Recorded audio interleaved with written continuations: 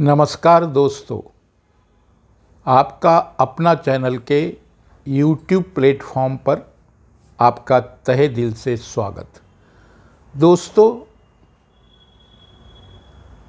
हिंदी में एक फिल्म आई थी, दिलीप कुमार और ओम प्रकाश अभिनीत। इस फिल्म का नाम था गोपी।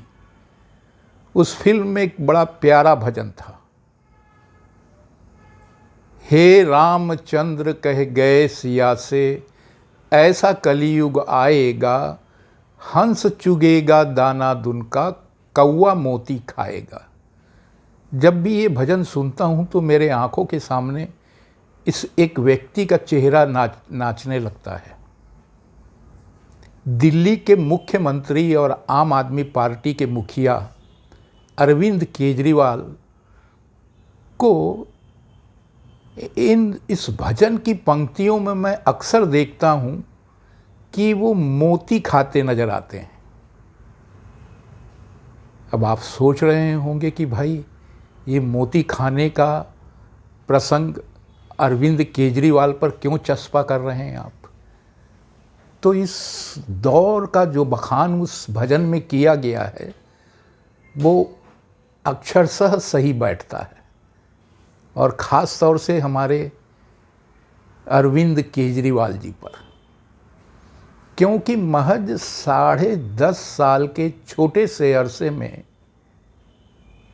आम आदमी पार्टी को राष्ट्रीय पार्टी का दर्जा मिल गया। तो जाहिर सी बात है कि इन आम आदमी पार्टी में खुशी की लहर दौड़ी होगी।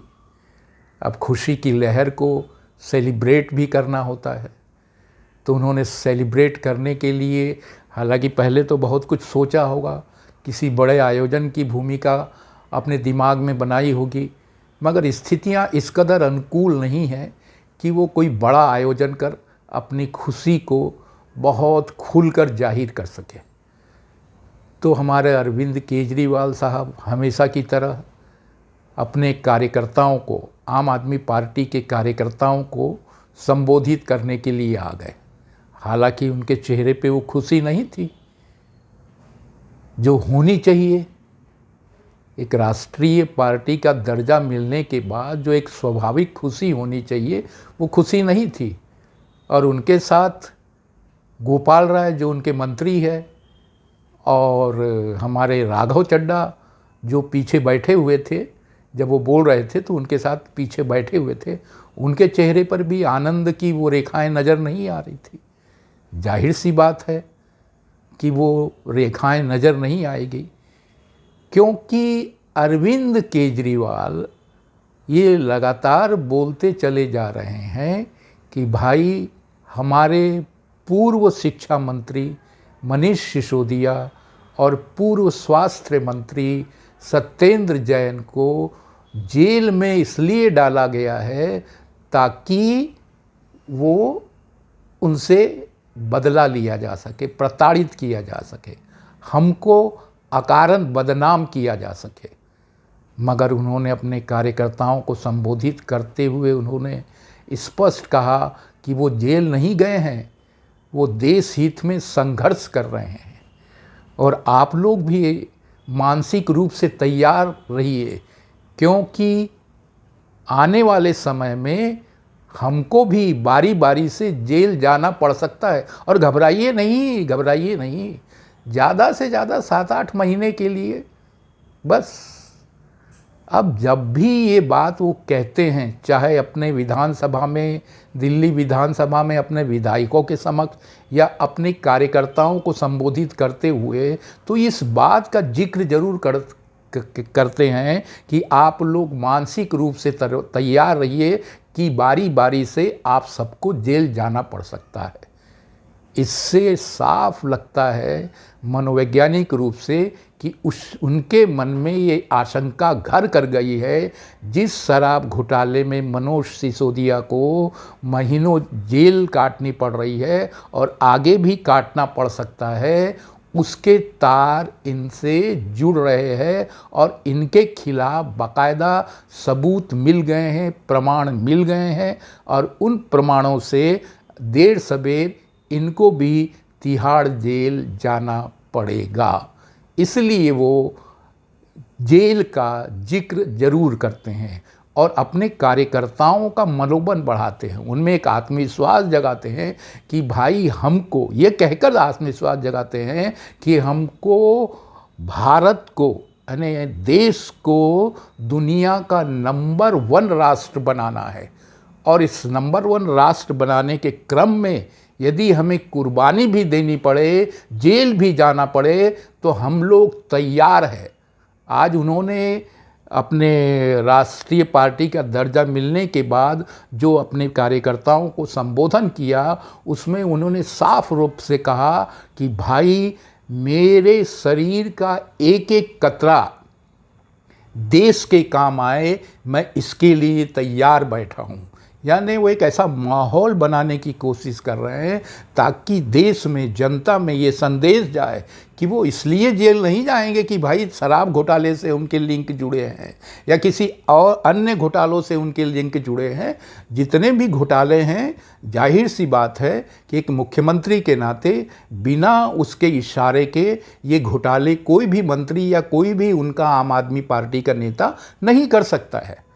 और देर सबेर चूँकि वो किसी भी फाइल पर दस्तखत नहीं करते हैं और उनके पास न तो कोई मंत्रालय है, इसलिए वो अभी ज़रा पकड़ में नहीं आ रहे हैं। मगर जिस तरह से ईडी और सीबीआई उनके खिलाफ सबूत जुटाने में लगी हुई है, जिस तत्परता से, जिस युद्ध स्तर पर, तो वो आपको आश्वस्त करते हैं, जनता को आश्वस्त करते हैं। फिर वो दिल्ली की हो या देश की हो, सारी जनता को ये जांच एजेंसियाँ आश्वस्त करती है कि आज कल परसों जब भी बनेगा, अरविंद केजरीवाल को भी हम लोग गिरफ्त में ले लेंगे और फिर कानूनन उनका इस पकड़ से बाहर निकलना लगभग मुश्किल हो जाएगा।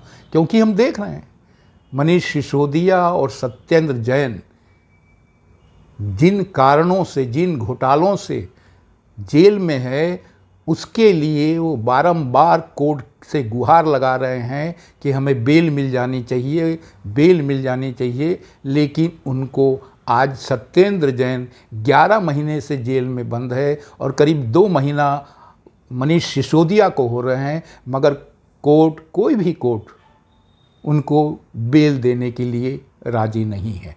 और यही है, यही आतंक, यही आशंका अरविंद केजरीवाल के मन में ठसाठस भर गई है। इसलिए जब कभी भी अपने लोगों को वो संबोधित करते हैं, फिर वो विधानसभा में अपने विधायकों को बोले, चाहे अपने कार्यकर्ताओं को बाहर बोले, वो जेल का जिक्र ज़रूर करते हैं और ये ज़रूर कहते हैं कि बारी बारी से सबका नंबर आएगा, मगर हमको देश को बनाने के लिए, देश को विकास की राह पर तेज़ी से आगे ले जाने के लिए, ये कुर्बानी देने के लिए तैयार रहना पड़ेगा। अब आप कल्पना कीजिए इन लोगों की मक्कारी धूर्तता का। अभी हाल ही में दिल्ली के सरकारी स्कूलों के 9वीं और 11वीं कक्षा के नतीजे आए। उन नतीजों पर जो राय देखी जा रही है लोगों की, वो इस कदर नाराज़गी भरी है कि इनके शिक्षा मॉडल की पोल पूरी तरह से खुल गई है। अब ऐसी स्थितियों में जो नवनियुक्त शिक्षा मंत्री है आतिशी मार्लेना, जिसे आतिशी सिंह के नाम से भी जाना जाता है, वो अपने स्कूलों में, दिल्ली के सरकारी स्कूलों का औचक निरीक्षण करने नहीं जाती है, जबकि उनकी पहली प्राथमिकता ये होनी चाहिए कि वो दिल्ली के सरकारी स्कूलों का औचक निरीक्षण करे और ये जानने की कोशिश करे कि भाई इन बच्चों को महज 4 से 6% ही पासिंग मार्क क्यों मिले हैं। 96% बच्चे कह रहे हैं, कहा जा रहा है, तमाम अखबारों में छपी हैं ये खबरें, इन स्कूलों की कारगुजारियों के नतीजे छप चुके हैं अखबारों में, और उससे जाहिर होता है कि 96% बच्चे 9वीं और 11वीं कक्षा के फेल हैं। अब इस ऐसी स्थिति में, इस भयावह स्थिति में, इस शर्मनाक स्थिति में किसी नवनियुक्त शिक्षा मंत्री को अपने उन स्कूलों का दौरा करना बेहद ज़रूरी है और इस सच्चाई को जानना बेहद ज़रूरी है कि भैया ऐसा कैसे हो रहा है, क्यों बच्चे इस कदर फेल हो रहे हैं। उनका एक मामूली सा गणित का सवाल हल करना उनके लिए मुश्किल हो जा रहा है। ये स्थितियाँ, इस कदर बदतर स्थितियाँ और उस शिक्षा मॉडल की ये लोग ढोल पीट रहे हैं। तो हमारी आतिशी मार्लिना अपने महापौर शैली ओबराय के साथ एमसीडी के स्कूलों का औचक निरीक्षण करती हैं। देखिए, हालांकि अब तो एमसीडी भी उनके पास है, उनकी एमसीडी स्कूलों की भी जिम्मेदारियां बढ़नी है। वो तो जब उसका औचक निरीक्षण उस वक्त किया जाना चाहिए था जब आपने अपनी तरफ से उनके लिए कुछ किया हो। किया कुछ नहीं, मगर औचक निरीक्षण करने पहुंच गए।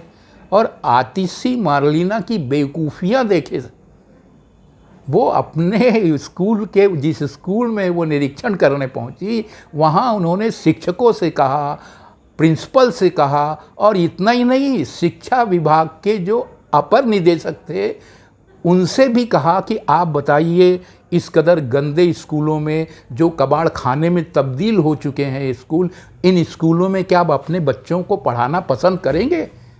अरे भैया, अरे आतिशी, तुम्हें इतना भी ज्ञान नहीं है कि चाहे शिक्षक के बच्चे हो, चाहे प्रिंसिपल के बच्चे हो, चाहे अपर निदेशक के बच्चे हो, वो एमसीडी के या सरकारी स्कूलों में नहीं लेते हैं शिक्षा। आज के दौर में तो एक मामूली रिक्शा वाला और एक मामूली मजदूर भी अपना पेट काट कर अपने बच्चों को अच्छे निजी स्कूलों में दाखिला दिलवाता है, चाहे उसके लिए बेचारे को जितना कष्ट करना पड़े। और ये महिला, ये शिक्षा मंत्री, चाहे जो भी सामने पढ़ रहा था, चाहे वो स्कूल की अध्यापिका हो, चाहे वो स्कूल की प्रिंसिपल हो, चाहे वो अपर निदेशक हो, उन सबसे यही सवाल कर रही है और कह रही है कि क्या आप अपने बच्चों को इस तरह के स्कूलों में बैठने देंगे, आने देंगे, दाखिला दिलवाएंगे? वाह रे वाह, ना समझी की भी एक सीमा होती है, पराकाष्ठा होती है। और ये पराकाष्ठा उन्होंने हर लेवल पर लांघ ली है। ऐसे ऐसे बचकाने तर्क दे रहे हैं ये सभी लोग। उनमें इनका अपना मुख्यमंत्री है, तमाम मंत्री हैं, दूसरे अन्य नेता है। और इसीलिए हम और आप गोपी की इन पंक्तियों को कतई नहीं भूल सकते कि हंस चुगेगा दाना दुन का, कौवा मोती खाएगा। आप कल्पना करिए कि कौन मोती खा रहा है, कौवे के रूप में मोती कौन खा रहा है। तो आज के अंक में इतना ही। धन्यवाद।